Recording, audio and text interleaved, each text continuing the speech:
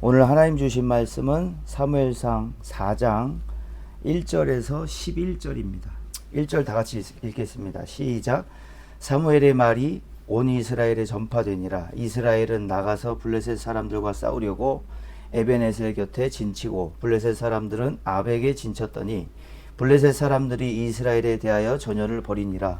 그 둘이 싸우다가 이스라엘이 블레셋 사람들 앞에서 패하여 그들에게 전쟁에서 죽임을 당한 군사가 4,000명 가량이라.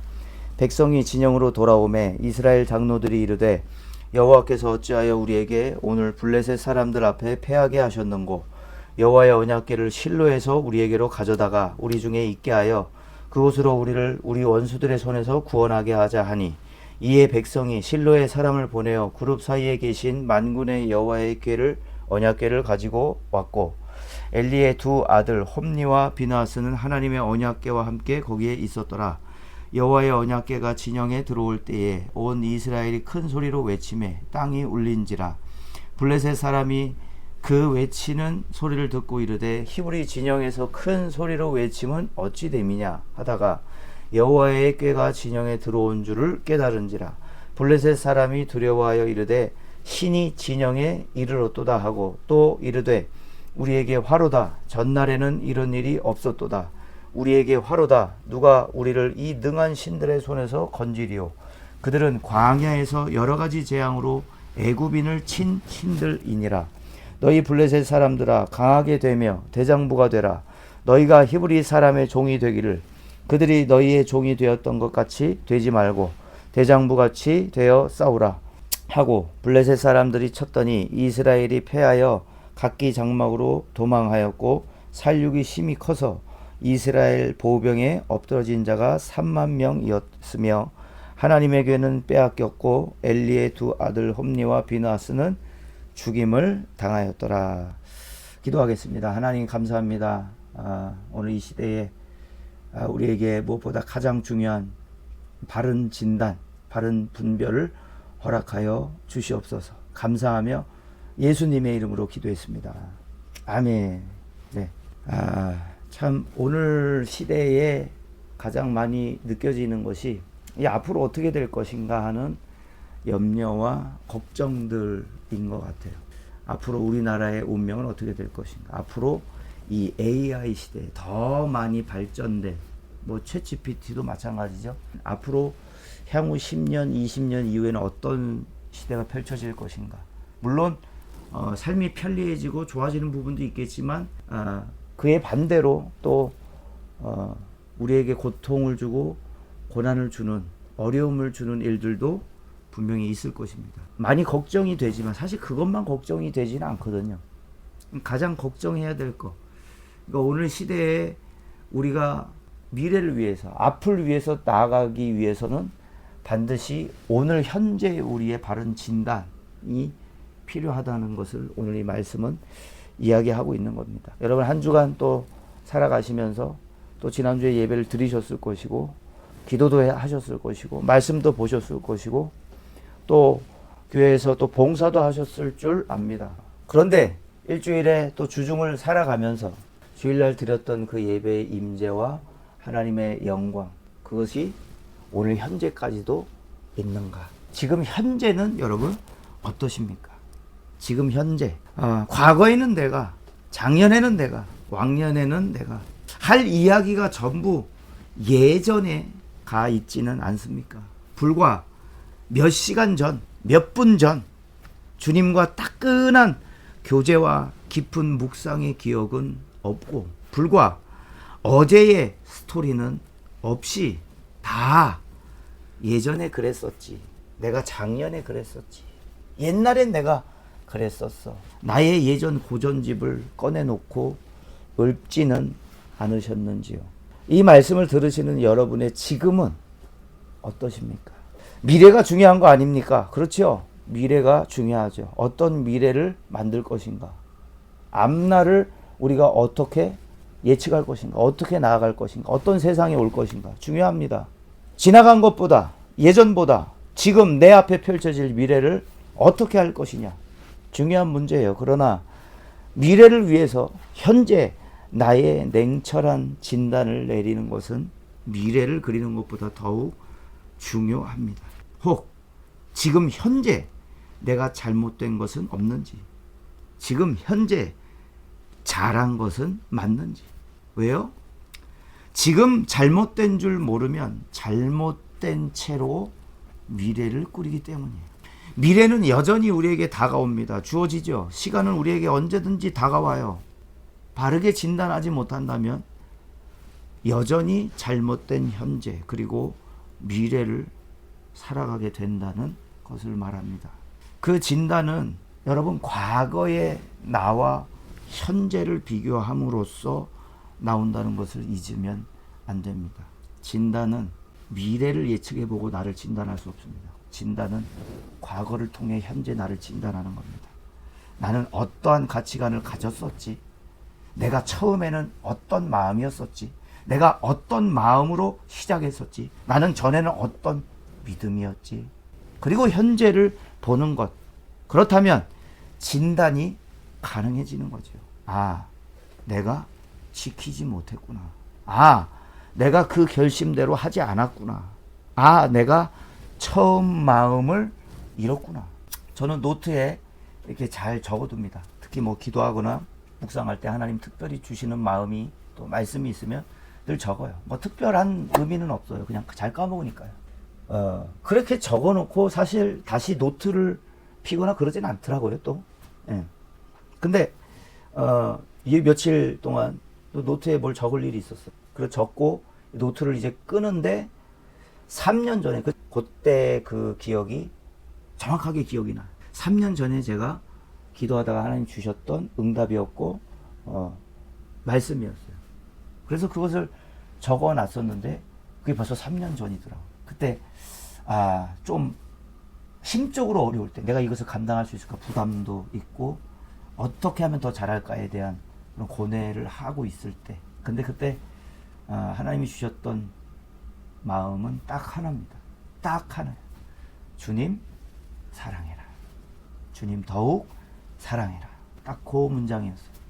그래서 그걸 적었어요. 더 잘하고 싶고, 또 더 잘해야 되고, 그 부담감이 저한테 왔는데, 그때 기도하던 중에 하나님께서 주셨던 마음이 주님 사랑해라 였습니다. 내가 어떻게 하면 더 잘할까에 대한 고뇌보다 주님을 더욱 사랑하자. 주님을 더 사랑하기를 원하시는구나. 예. 그렇게 또 사역을 더 힘있게 감당했던 것 같아요. 그리고 나서 3년이 지난 지금 현재 제가 노트에 적었던 그 글을 다시 봤을 때 진단이 되는 거죠. 주님 더욱 사랑했나. 오늘 본문 말씀도 바른 진단이 필요했던 사람들의 이야기입니다. 여러분, 오늘 본문은 이스라엘의 영적 암흑기라고 하는 사사기를 지나며 이어서 펼쳐지는 이야기입니다. 사사기 21장 25절, 사사기의 마지막 절인데 다 같이 한번 읽어보겠습니다. 시작. 그때에 이스라엘 왕이 없으므로 사람이 각기 자기의 소견에 오른 대로 행하였더라. 자, 이스라엘이 왕이 없다는 얘기를 총 4번을 합니다. 이 본문과 포함해서 사사기 17장 6절에 그때에는 이스라엘의 왕이 없으므로 사람마다 자기 소견에 옳은 대로 행하였더라. 사사기 18장 1절에 그때에 이스라엘의 왕이 없었고, 사사기 19장 1절에 이스라엘의 왕이 없을 그때에. 이스라엘의 왕이 없다는 것을 굉장히 많이 강조하고 있죠. 사람들이 각기 자기의 소견에 옳은 대로 행했다. 사사시대의 사람들은 하나님이 옳게 여기시는 것인가가 아니라 내 생각으로, 내 주관으로, 내 기준으로 맞냐 틀리냐를 정했다는 거예요. 말씀이 뭐라고 말하느냐 보다 개인의 생각이 더 중시되는 시대였다는 겁니다. 저는 이것을 지금 시대라고 말하고 싶습니다. 지금 현재. 사사기에 나오는 먼 구약의 옛날 이야기가 아니라 지금 현재 너와 나, 우리, 그리고 교회의 모습, 내 기분과 내 판단, 내가 해보니까 이게 옳아. 하나님의 방법보다 나의 스킬, 나의 노하우, 말씀이 뭐라고 하느냐보다 내가 살아보니 쌓여진 경험, 그것으로 비춰봤을 때 더 나은 선택지. 하나님이 예비하신 사람을 고르고 선택하기보다 나랑 마음에 맞는 사람, 나한테 잘해주는 사람이 선한 사람이고 나한테 나쁘게 하는 사람이 악한 사람. 기준이 나에게 있는 시대. 하나님의 백성이라는 명찰은 달고 다니지만 하나님의 명령은 따르지 않는 지금의 우리도 그 모습과 비슷해져 가고 있다는 이야기입니다. 여러분, 그런데 사람들이 각자 소견에 옳은 대로 판단한 이유가 정확하게 얘기를 하고 있어요. 이스라엘에 왕이 없으므로라고 이야기하고 있어요. 여러분, 사사기 내용을 보면 하나님은 특별한 사람들을 위급할 때, 이스라엘이 위험에 처했을 때 꼭 한 사람을 세우십니다. 그리고 이스라엘을 그 사람을 통해서 이끌어 가시는 것을 보게 돼요. 그러니까 왕정 시대, 왕정 정치가 아니에요. 왕 하나가 통치하는 시대가 아닙니다. 그러니까 그 세우신 사람도 살아있을 때는 괜찮았지만 사사가 죽고 없을 때는 리더십의 공석이에요. 그래서 사사가 없을 때마다 이스라엘은 죄를 져요. 그럴 때 하나님은 또 이웃 나라들로 이스라엘을 치게 하십니다. 그러면 또 이스라엘이 잘못했다고 구해달라고 그래요. 그럼 또 사람을 세우셔서 이웃 나라들로부터 건져내세요. 그리고 평안해요. 그리고 그 사사가 다시 죽어요. 그러면 또 죄 짓고 우상 숭배하는 거예요. 또 하나님을 떠나요. 그러면 하나님은 또 이웃 나라들로 또 치세요. 그리고 살려달라고 해요. 그리고 또 사사를 세워요. 이게 사사기예요. 이게 사사기라고 얘기하면 참 이스라엘 백성들 왜 이렇게 미련하게 그랬을까? 사사기에 있는 이 내용이 바로 우리의 이야기입니다. 어려울 때 하나님 찾아요. 하나님 평안함을 주세요. 왜? 찾는 자에 다 방패가 되시기 때문에, 도움이 되시기 때문에. 그런데 그 시절이 지나면 또 우리는 느슨해져요. 그리고 또 하나님이 또 우리를 깨우십니다. 그러면 또 손들고 주님 앞에 옵니다. 우리 인생이 사사기예요. 그러니 이스라엘 백성, 이 사사기의 마지막 장 마지막 절, 이젠 왕을 세워서 제대로 된 통치를 받고, 우리도 무슨 장관도 세우고 국가를 위해 일할 사람도 제대로 세우고 기관도 만들고 제대로 된 나라의 모습을 갖춰야 한다. 강력한 리더십으로 우리를 바로 이끌어야 한다는 말처럼 이 마지막 절이 들립니다. 이스라엘에 왕이 없었기 때문에, 마치 통치자의 부재로 인해 이스라엘 백성들이 자기 기준에, 자기 소견에 옳은 대로 행한 것처럼, 그 이유가 통치자의 부재이기 때문이라는. 그런데 정말 그게 문제일까? 여기서 우리의 바른 진단이 필요한 거죠. 정치 체계가 바뀌면, 새로운 통치자가 세워지면, 강력한 리더십이 생기면 달라질 거야. 이렇게 되기만 하면 바뀔 거야. 좋아질 거야. 하지만 바뀌어야 되는 건 정치 체계가 아니었어요. 왕을 세우는 일이 아니었어요. 그게 문제가 아니었다고요. 누가 리더십이 되든 사실은 상관이 없습니다. 누가 통치자가 되든 정치 체계가 어떻게 바뀌든 상관없어요. 이스라엘 백성들에게 물어야 해요. 오늘 우리에게 물어야 해요. 내가 하나님께 통치 받을 것인가? 내가 하나님께 통치 받고 있는가가 더 중요합니다. 왕이 없으므로라는 말은 그들의 마음 안에 일단 하나님은 왕이 아니셨다는 것을 말하고 있어요. 왕이 없으므로, 이스라엘 백성 안에 하나님이 왕이 아니심으로. 여러분, 하나님이 왕이 되지 않으면 인간은 하나님을 대체할 만한 걸 찾습니다. 대체할 만한 걸 반드시 세웁니다. 그게 우상이건, 그게 통치자건, 그게 어떤 사상이건, 그게 정치 체계건. 하나님이 옳다고 하는 것, 옳지 않다고 하시는 것, 그게 그때는 나와 아무 상관이 없어져요. 하나님이 내 왕이 되지 아니하시면, 내가 옳다고 느끼는 대로, 내 감정대로, 내 생각대로 내가 좋아하는 것도 하나님 좋아하시는 거야. 좋아하실 거야. 그러니 문제는 왕이 없으므로가 아니라 하나님이 왕이 되지 아니하셨으므로, 하나님을 왕으로 삼지 않았으므로 사람들이 자기의 소견에 옳은 대로 행했다가 맞는 표현일 것입니다. 사사기 시대의 사람들은 자기 마음에 좋은 대로 행하는, 내가 기준이 된 영적인 타락과 부패의 시간을 걸어갔습니다. 그리고 오늘 그와 맥을 같이 하는 사무엘상으로 바로 넘어오죠. 자, 이 사무엘상 1장에 한 여인이 등장하는데 애를 갖지 못하는, 그러니까 임신이 되지 않는 한 여인 한나의 이야기가 나오죠.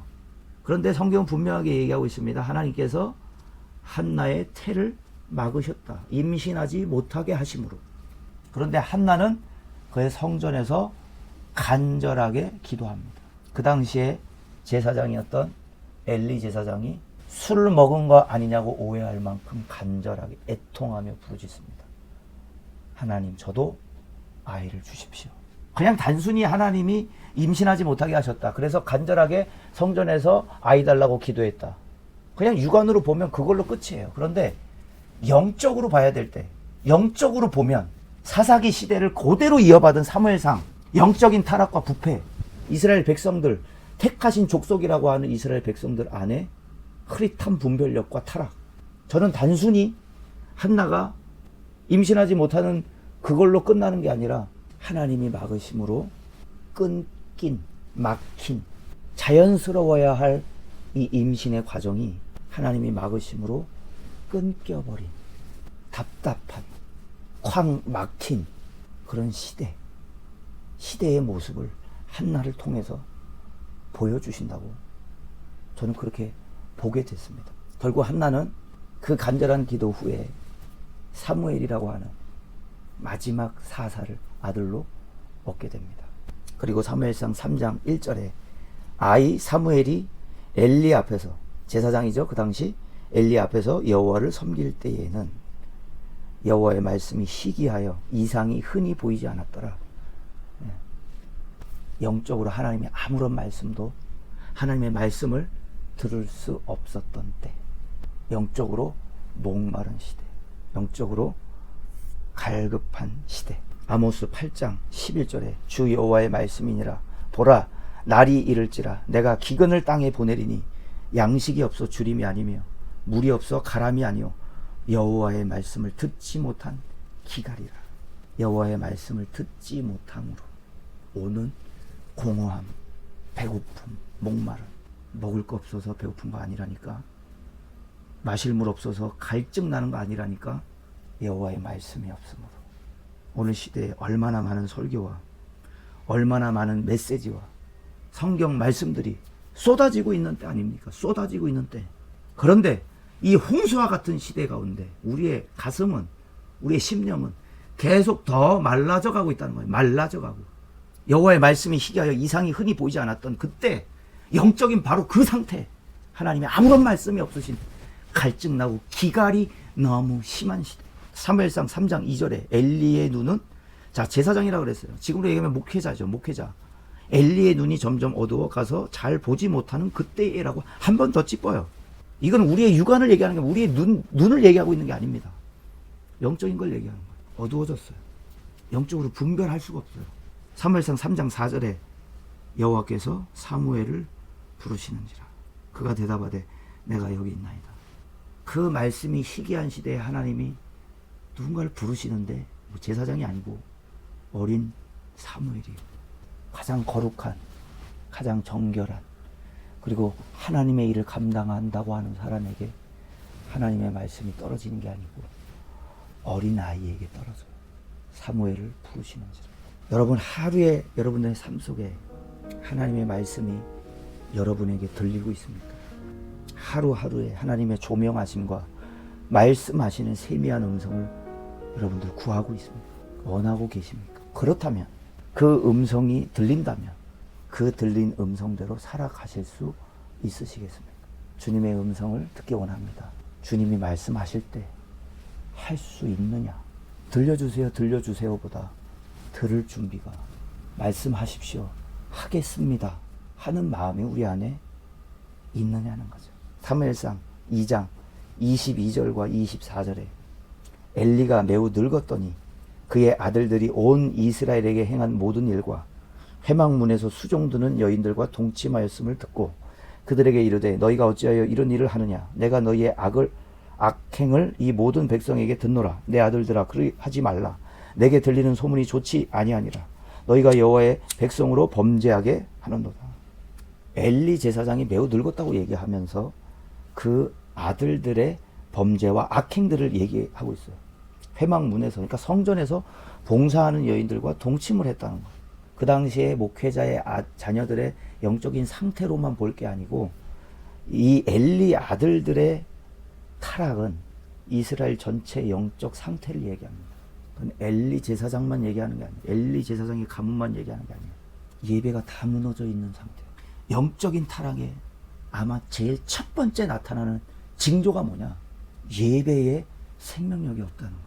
생명이 없다는 거예요. 도저히 하나님이 임재하실 수가 없는 거예요. 그 예배 가운데. 엘리 제사장의 이 타락, 이 아들들의 타락, 결국 이스라엘 전체의 영적 상태를 얘기하는데, 엘리 제사장에게서 사무엘로 바로 옮겨지는 그 때를 이야기하고 있습니다. 사무엘상 4장 1절에서 2절에 이스라엘은 나가서 블레셋 사람들과 싸우려고 에벤에셀 곁에 진치고 블레셋 사람들은 아벡에 진쳤다. 이렇게 얘기 나오고 있어요. 에벤에셀에 진쳤다. 에벤에셀의 의미는 도움의 돌이라는 말입니다. 도움의 돌. 그리고 블레셋 사람들이 진쳤다고 하는 이 아벡은 여호수아 12장 18절에 여호수아와 이스라엘이 정복했던, 가나안 정복을 할 때 정복했던 땅이 바로 어디냐? 여호수아 12장 18절. 하나는 아벡 왕이요. 아벡이 점령당했어요. 이스라엘에 의해 정복당했던 곳이 아벡입니다. 아벡이란 말은 힘, 견고함이라는 뜻이에요. 그러니까 에벤에셀, 도움의 돌과 아벡, 힘과 견고함. 이 둘의 싸움이라고 보면 되죠. 2절에 블레셋 사람들이 이스라엘에 대하여 전열을 벌이니라. 그 둘이 싸우다가 이스라엘이 블레셋 사람들 앞에서 패하여 그들에게 전쟁에서 죽임을 당한 군사가 4,000명 가량이야. 적지 않은 숫자입니다. 적지 않은 숫자. 그런데 사무엘상 4장 3절에 백성이 진영으로 다시 돌아왔어요. 4,000명 죽고 다시 돌아왔어요. 진영으로. 이스라엘 장로들이 이르되 여호와께서 어찌하여 우리에게 오늘 블레셋 사람들 앞에 패하게 하셨는고. 여호와의 언약궤를 실로에서 우리에게로 가져다가 우리 중에 있게 하여 그곳으로 우리를 우리 원수들의 손에서 구원하게 하자 하니. 여러분, 여기서 이스라엘 장로들이 이렇게 얘기합니다. 이스라엘 장로들. 그 이스라엘 장로들이 누구였냐? 승리의 기억이 있었던 사람들이에요. 네. 패하자마자 바로 생각해낸 이 생각이 뭐예요? 언약궤를 실로에서 빨리 가져오자. 뭔가를 알고 있었다는 거예요. 뭔가에 대한 기억이, 과거에 어떠한 기억이, 좋은 기억이 있었다는 얘기죠. 여호수아 6장 6절과 7절에 눈의 아들 여호수아가 제사장들을 불러 그들에게 이르되 너희는 언약궤를 메고 제사장 7은 양각 나팔 7을 잡고 여호와의 궤 앞에서 나아가라 하고, 또 백성에게 이르되 나아가서 그 성을 돌되 무장한 자들이 여호와의 궤 앞에서 나아갈지니라. 승리의 기억 뭐예요? 여리고성이 함락됐을 때 언약궤를 들고 돌았거든요. 여리고성이 무너질 때 그 현장에 있었던 사람, 기억이 있었던 사람, 좋은 기억이 있었던, 좋은 기억이 있으니까 그 좋은 기억 가지고 똑같이 패배하자마자 하는 생각이 언약궤 빨리 가지고 와. 과거의 기억, 그렇지, 승리했던 우리의 기억을 가지고 오는 거 참 좋습니다. 그런데 진단 잘못했어요. 여러분, 패배의 원인을 뭘로 알고 있습니까? 사무엘상 4장 3절에 백성이 진영으로 돌아오매 이스라엘 장로들이 이르되, 먼저 뭐라 그래요? 여호와께서 어찌하여 우리에게 오늘 블레셋 사람들 앞에 패하게 하셨는가? 여러분, 사람들 앞에 패하게 하셨는고, 패하게 하셨는고. 나가푸라는 원어입니다. 치다, 때리다. 어찌하여 우리를 때리셨는고. 그가, 하나님이 우리를 치셨다는 거예요. 블레셋이 우리를 이긴 게 아니고 하나님이 우리를 치셨다는 거예요. 그러니까 블레셋에게 졌다는 충격보다 하나님이 우리를 버리셨다는 원망이 담긴 의미입니다. 패배의 책임이 누구에게 있어요? 하나님께 있다는 거예요. 사무엘상 4장 3절 여호와의 언약궤를 실로에서 우리에게로 가져다가 우리 중에 있게 하여 그것으로 우리를 우리 원수들의 손에서 구원하게 하자. 여러분, 언약궤는 하나님의 임재를 상징했고, 그 언약궤가 움직일 때는 하나님이 움직이시는 걸로 알았어요. 그리고 그 언약궤가 머무를 당시에는 하나님이 지금 쉬고 계신다는 의미로 알았어요. 그리고 출애굽 이후 40년 광야 생활에 항상 언약궤를 메고 갔어요. 전쟁에서는 이 언약궤가 앞서갈 때마다 승리했어요. 그러니까 기본적으로 이스라엘 백성들이 이 언약궤는 하나님의 임재, 그리고 이것이 함께하는 동안에는 언제나 우리에게 승리이고 지키시고 인도하신다는. 그런데 우리 중에 있게 하여라고 얘기하고 있습니다. 우리 중에. 웨야보 베키루 빼누라는 말인데, 들어오다, 오다라는 동사와 정 가운데 혹은 내부라는 명사가 합쳐진 말이에요. 이 언약궤를 우리 중에 있게 하여 우리 중심에, 이스라엘의 중심에 가져오겠다는 뜻입니다. 우리의 중심에 언약궤를 가지고 오겠다는 뜻입니다.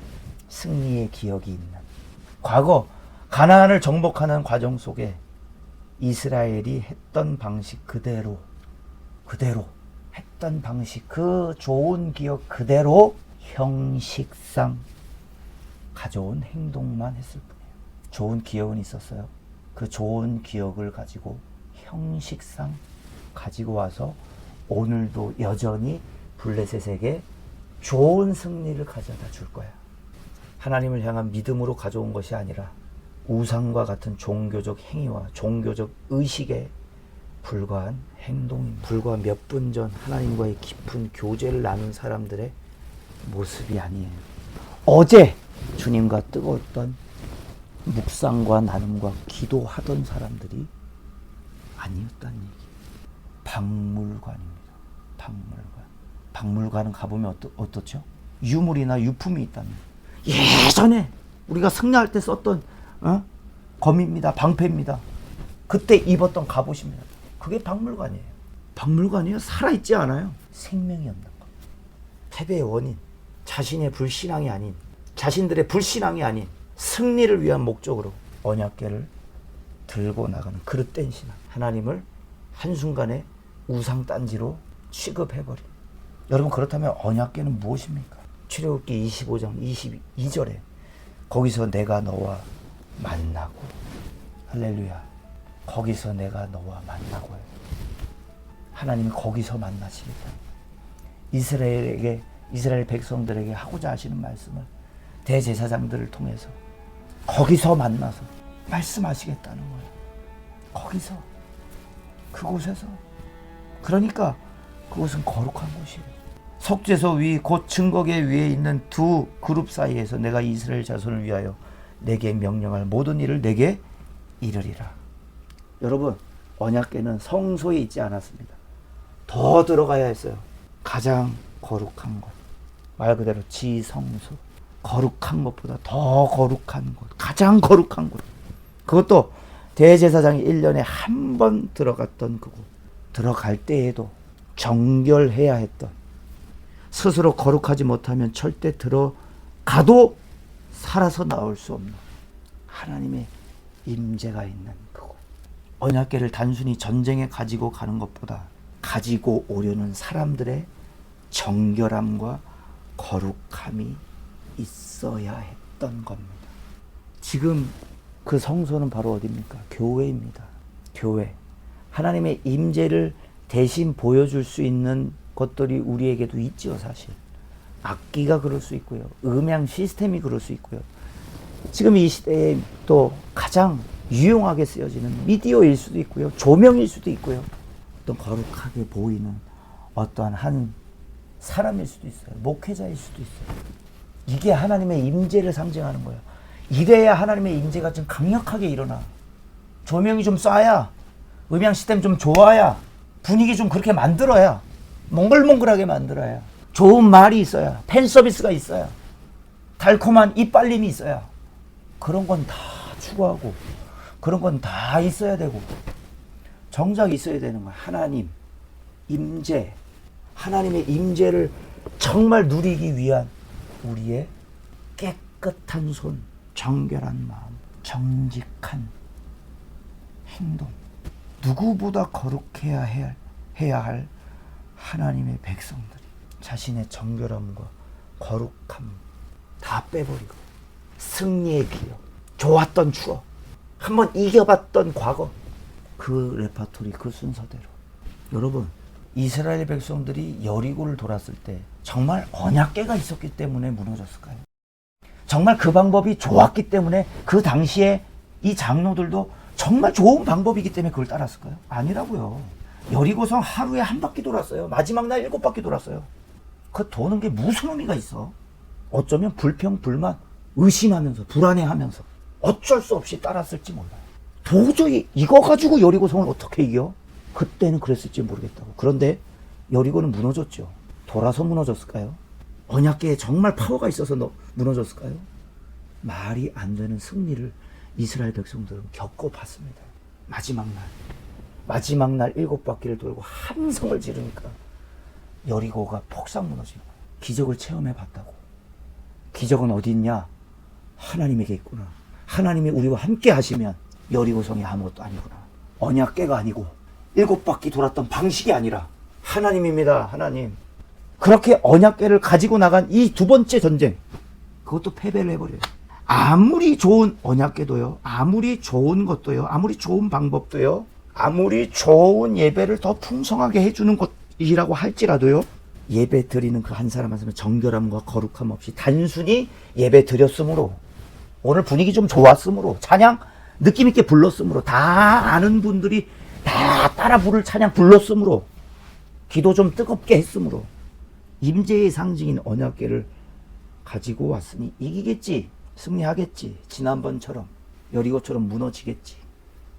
아니요, 완전히 패망하고 맙니다. 사무엘상 4장 4절에 이에 백성이 실로에 사람을 보내어 그룹 사이에 계신 만군의 여호와의 언약궤를 가지고 가져왔고, 엘리의 두 아들 홈니와 비나스는 하나님의 언약궤와 함께 거기에 있었더라.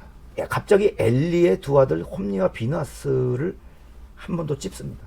사무엘상 2장 12절에 가면 옛날 성경으로, 개역 개정 되기 전에 옛날 성경으로 불량자란 말 써요.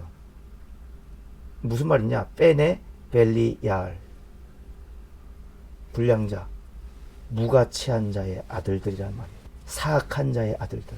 홈니와 비나스, 엘리의 두 아들을 보고 불량자란 말을 쓰는데 무가치한 자의 아들들이래요. 목회자의 자녀예요. 무가치한 자의 아들이에요. 그리고 2장 17절에 이 소년들의 죄가 여호와 앞에 심히 크면 그들이 여호와의 제사를 멸시함이었더라. 여러분, 영적으로 첫 번째 나타나는 타락의 증상은 예배가 완전히 무너지는 거예요. 예배가 무너졌다는 건 거기 하나님 안 계시다는 얘기예요. 이 엘리 제사장의 아들들이 뭘 했습니까? 우리 제사장들은 삶은 고기 별로 안 좋아하신다. 생고기 가져와라. 삶아야 되는데, 고기 삶아야 되는데 지들 맘대로 생고기 좋아한다 하시고 생고기 그냥 가져와. 하나님은 그거 안 좋아하신다. 이거 더 내라. 이거 줘라. 삶은 고기 싫다. 생고기 줘라. 지들 맘대로요. 여호와의 제사를 멸시함이었더라. 여러분, 오늘 본문의 4장 4절에 만군의 여호와의 언약궤가 누구 옆에 있어요? 두 아들 홈니와 비나스는 하나님의 언약궤와 함께 거기에 있다고 그래요. 여러분, 거룩과 불의는 공존할 수 없습니다. 공존하지 못합니다. 이 얘기는 앞으로 벌어질 전쟁에 대해서 예표하고 있는 거예요. 거룩과 불의는 절대 공존할 수 없습니다. 하나님은 죄와 함께 계실 수 없습니다. 그분은 공의로우신 분이시고 정의로우신 분이시며 거룩하신 분이십니다. 죄는 절대로 용서하시지 않습니다. 죄는 하나님과 같은 속성이 될 수 없습니다. 거하실 수 없습니다. 홈니와 비나스가 하나님의 언약궤와 함께 있었다는 건 곧 벌어질 전쟁의 실패를 예표하는 거예요. 결국 언약궤를 가지고 왔습니다. 사무엘상 4장 5절 여호와의 언약궤가 진영에 들어올 때에 온 이스라엘이 큰 소리로 외치며 땅이 울린지라. 이제 언약궤가 들어오니까 막 난리가 났어요. 함성을 지르고 난리가 났어요. 이 함성 지르는 것까지 어디서 가져왔냐? 여호수아 6장 16절에 일곱째 날, 마지막 날 제사장들이 나팔을 불 때에 여호수아가 백성에게 이르되 외치라. 여호와께서 너희에게 이 성을 주셨느니라. 승리의 기억. 언약궤가 오니까 마치 여리고성 마지막 7바퀴 돌고 외치라는 말을 떨어지기 무섭게 와 외쳤던 승리의 기억이 있었던 그 주역들 동일하게 땅이 울릴 정도로 이스라엘 백성, 야 이제 이겼다. 언약궤를 가지고 전쟁에 들어갔습니다. 사무엘상 4장 10절에 블레셋 사람들이 쳤더니 이스라엘이 패하여 각기 장막으로 도망하였고 살육이 심히 커서 이스라엘 보병에 엎드러진 자가 3만 명이었더라. 첫 번째 패했을 때는 진영을 벗어나진 않았어요. 그런데 2차 패배, 지금 10절에 나오는 거, 이스라엘이 패하여 각기 장막으로 돌아갔대요. 이 얘기는 고향을 얘기합니다. 고향. 패배하고 고향으로 내려가는 허무하고 아주 낙담에 근심에 걱정에 가득 차 있는 군사들을 표현하는 거예요. 고향으로 도망갔다는 표현. 여러분, 성결이 빠진 상태에서 행하는 모든 종교 행위는 비참한 결과를 만들어낸다는 것을 이야기하고 있습니다. 종교 행위는 정결이 빠진, 깨끗함이 빠진, 여기서 살육이 심히 컸다는 말, 막개파라는 원어인데 학살이라는 말입니다. 학살. 여러분, 학살은 정당방위, 정정당당하게 서로 칼 들고 싸운 걸 얘기하는 게 아니에요. 한쪽이 무자비하게 폭행하거나 살인한 걸 얘기해요. 그게 학살이에요. 아무런 힘도 없이, 아무런 저항도 없이 박살이 난 걸 얘기하는 거예요. 심히라는 말을 썼습니다. 심히. 메오드라는 말인데, 과거 이스라엘을 애굽에서 구하시기 위해 애굽을 10가지 재앙으로 치셨던 그 하나님, 그 하나님이 이스라엘의 적인 블레셋이 아니라 이스라엘을 치셨다는 것을 잘 드러내고 있습니다. 메오드, 힘이 큰 능력으로 애굽을 치셨던 것처럼 누굴 쳤냐? 이스라엘을 쳤어요. 여러분, 우리는 그걸 잊으면 안 돼요. 애굽에서 건져내신 하나님, 크신 팔과 능력으로, 큰 손으로, 강한 손으로 애굽에서 이스라엘을 건져내신 하나님. 그런데 그건 한 가지만 아는 거예요. 하나님의 편에 서 있을 때 하나님이 애굽을 치시는 거지. 우리가 하나님과 적이 되어 있는데 애굽을 치시는 게 아니고 하나님이 우리를 치실 수 있는 거예요. 출애굽을 했다는 건 이 재앙이 이스라엘에게도 올 수 있다는 것을 알았어야 했어요. 하나님의 큰 권능과 크신 능력은요, 우리의 적을 위해서만 쓰시지 않아요. 하나님과 적이 된 순간 그 재앙은 내 것이, 우리 것이 되는 거예요. 하나님을 의지하지 않은 관계가 없는, 그러니까 관계가 없는 모든 종교적 관습은 하나님의 백성을 구원할 수 없다는 것을 보여주고 있습니다.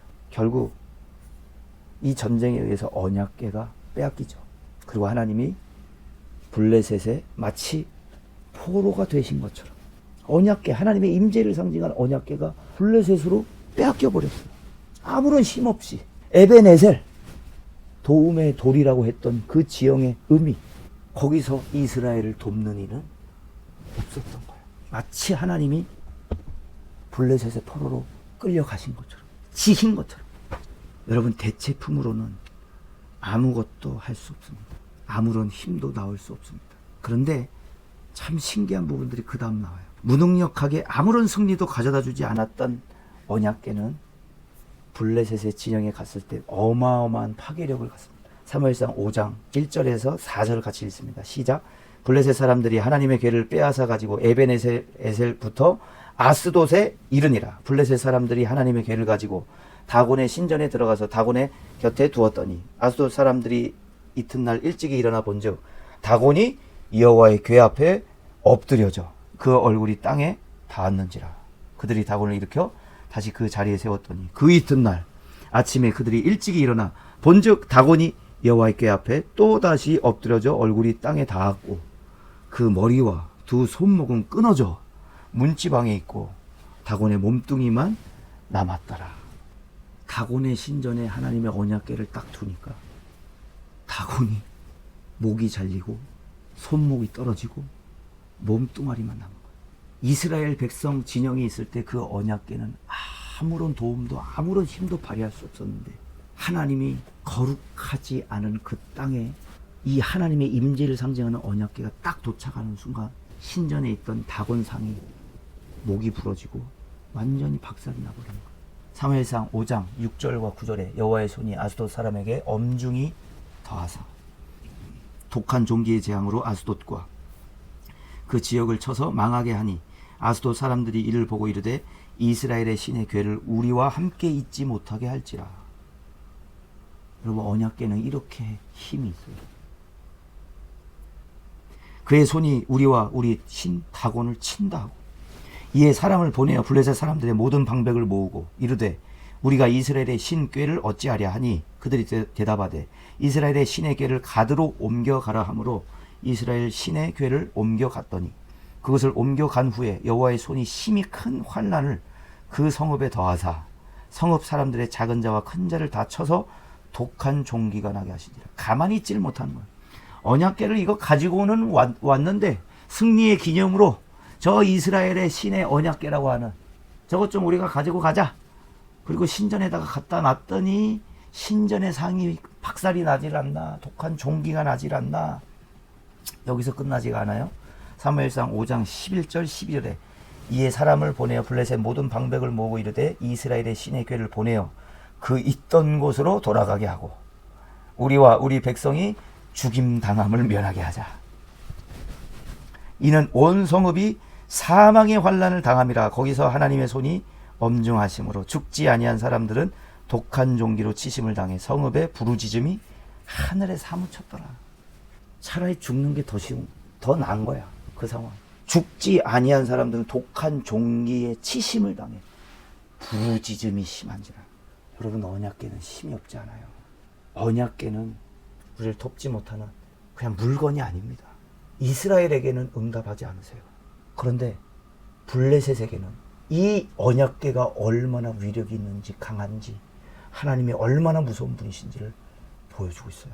그렇게 이스라엘 언약궤만 있으면 승리할 것이라고 가지고 와서 자축을 하고 함성을 지르고 했던 이스라엘 백성들에게는 아무런 도움도, 아무런 손도, 아무런 능력도 보이지 아니하시더라. 블레셋에 딱 가니까 그들을 쳐버리시는데 이거 원래 있던 대로 돌려보내자, 이런 말이 나올 정도예요. 여러분, 하나님의 말씀은요, 힘이 있고 능력이 있습니다. 할렐루야. 하나님의 말씀은 살았고 운동력이 있어. 좌우의 날선 어떤 검보다 예리하여 사람의 혼과 관절과 골수를 찔러 쪼개기까지 하며 마음과 뜻을 판단하라니. 하나님의 말씀이 아무런 힘이 없는 것 같지만 정결하고 거룩하고 깨끗한 사람 안에 이 말씀이 붙잡히는 순간, 붙들리는 순간엔 어마어마한 능력이 나타나는 거죠. 왜? 내가 거룩하니 너도 거룩하라 말씀하셨기 때문에. 거룩은 능력을 만들어내는 거예요. 하나님이 손이 짧아 구원하지 못하시는 게 아니고 귀가 어두워 우리의 기도에 응답하지 아니하심이 아니야. 너와 나 사이에 죄악과 죄의 문제가 해결되지 않았기 때문에 이스라엘 백성들이 첫 번째 블레셋에게 실패하고 만약 두 손을 들고 여호와여, 내 이름으로 일컫는 내 백성이 그들의 악한 길에서 떠나 스스로 겸비하여 내 얼굴을 구하면 내가 하늘에서 듣고 그들의 죄를 먼저 사고 그들의 땅을 고치리라. 사무엘상 6장 19절과 20절에 베세메스 사람들이 여호와의 궤를 들여다본 까닭에 그들을 치사 70명을 죽이신지라. 여호와께서 백성을 쳐서 크게 살육하셨으므로 백성이 슬피 울었더라. 베세메스 사람들이 이르되 이 거룩하신 하나님 앞에 누가 능히 서리오? 그를 우리에게서 누구에게로 올라가시게 할까 하고. 여러분, 이게 우리의 고백이 돼야 되는 거예요. 이 거룩하신 하나님 여호와 앞에 누가 능히 서리오? 범죄한 우리가 어찌 서리오? 어린 양의 보혈이 깨끗게 하시네. 누가 그를 우리에게서 누구에게로 올라가시게 할까? 자, 그리고 이게 이제 여기까지가 이제 블레셋 상황이에요. 그리고 이스라엘이 나오는데요. 사무엘상 7장 2절에 궤가, 언약궤가 기럇 여아림에 들어간 날부터 20년 동안 오래 있은지라 이스라엘 온 족속이 여호와를 사모하니라. 블레셋의 언약궤가 빼앗겼어요. 그리고 블레셋의 언약궤가 얼마나 큰 위력과 힘과 하나님이 얼마나 거룩하신 분이신지, 능력이 많으신 분이신지, 무서우신 분이신지를 보여주고 7장 1절 2절 7장을 시작하면서 이스라엘 백성들이 여호와를 사모하기 시작한 거예요. 여호와를 찾기 시작한 거예요. 사무엘상 7장 3절에 사무엘이 이스라엘 온 족속에게 말하여 이르되 만일 너희가 전심으로 여호와께 돌아오려거든 이방신들과 아스타롯을 너희 중에서 제거하고 너희 마음을 여호와께로 향하여 그만을 섬기라. 그리하면 너희를 블레셋 사람의 손에서 건져내시리라.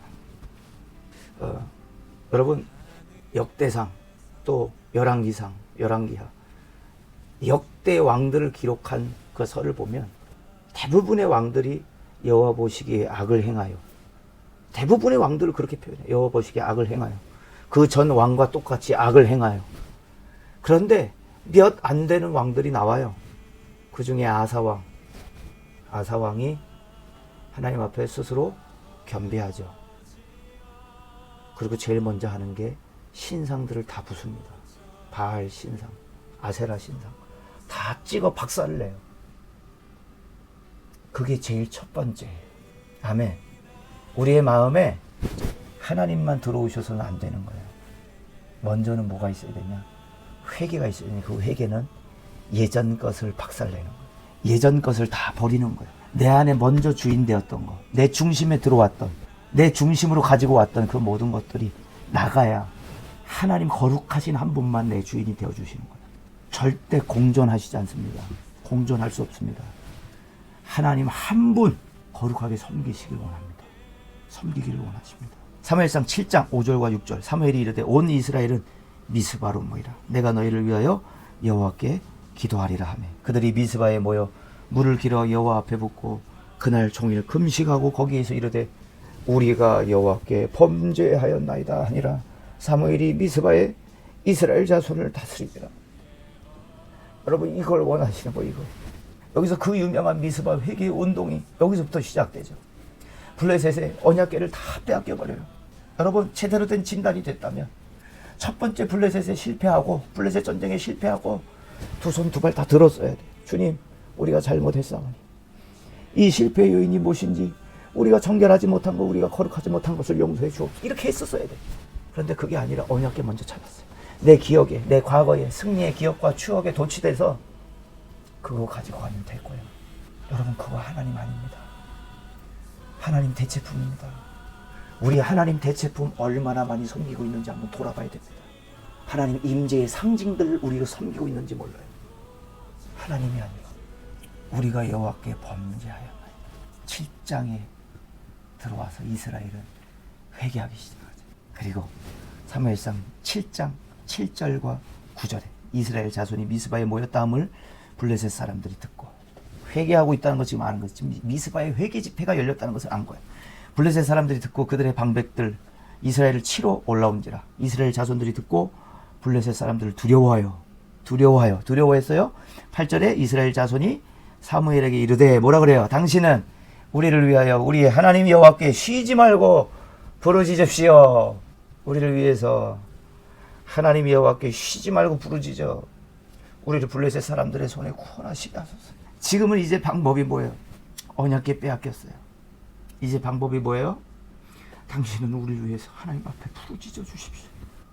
이제 하나님 찾는 거예요. 구원하시게 하소서. 사무엘이 젖 먹는 어린 양 하나를 가져다가 온전한 번제를 여호와께 드리고 이스라엘을 위하여 여호와께 부르짖음에 여호와께서 응답하셨더라. 여러분 너무 심플하고 간단하지 않습니까? 여러분 승리의 기억도 누가 가져다 줬어요? 과거의 좋은 추억도 누가 가져다 줬어요? 여리고성 그렇게 함락시킬 때 그 함락의 여정도 누가 허락하신 거예요? 하나님이 허락하신 거예요. 하나님이 허락하셨다고요. 하나님. 그런데 언약궤를 가지고만 오면 우리가 승리할 것이라는 거예요. 하나님을 빼놓고 승리의 기억, 그때 이겼던 그 방식 그대로 하나님을 빼놓고 방식만 가져왔어. 방법만 가져왔다고요. 아무리 좋은 방법도 하나님이 계시지 않으면, 하나님의 임재가 없으면 꽝입니다. 아무리 하나님의 임재를 상징하는 언약궤도요, 거룩하고 정결한 상태로 닿지 않으면 그 능력이 아닙니다. 우리를 도울 수 없습니다. 사무엘상 7장 10절 사무엘이 번제를 드릴 때 블레셋 사람이 이스라엘과 싸우려고 가까이 오매 그날에 여호와께서 블레셋 사람에게 큰 우레를 바라요. 그들을 어지럽게 하시니 그들이 이스라엘 앞에 패한지라. 이스라엘이 잘해가지고 싸운 게 아니에요. 하나님이 큰 우레를 바라여 그들을 어지럽게 하시니까 이스라엘이 블레셋을 치기가 너무 수월해요. 여러분 승리의 비결은 여기 있어요. 여기 하나님이 하시면 쉽습니다. 하나님이 하시면 평안이 있습니다. 하나님이 하시면 기쁨이 있는 거예요. 우리가 하려면 깨지고 박살나고 왜 졌는지도 모르고 하나님 이거 당신 탓입니다. 당신이 우리를 치셨습니다. 사무엘상 7장 12절에 사무엘이 여기서 나오죠. 사무엘이 돌을 취하여 미스바와 센 사이에 세워 이르되 여호와께서 여기까지 우리를 도우셨다 하고 그 이름을 에벤에셀이라 하니라. 에벤에셀 뭡니까? 도움의 돌. 하나님이 여기까지 우리를 도우셨다. 그곳이 에베네셀이 되는 거예요. 에베네셀이라는 지형에 원래 이스라엘 백성들이 진을 쳤어요. 도움의 돌이었어요. 그런데 거기서 패해요.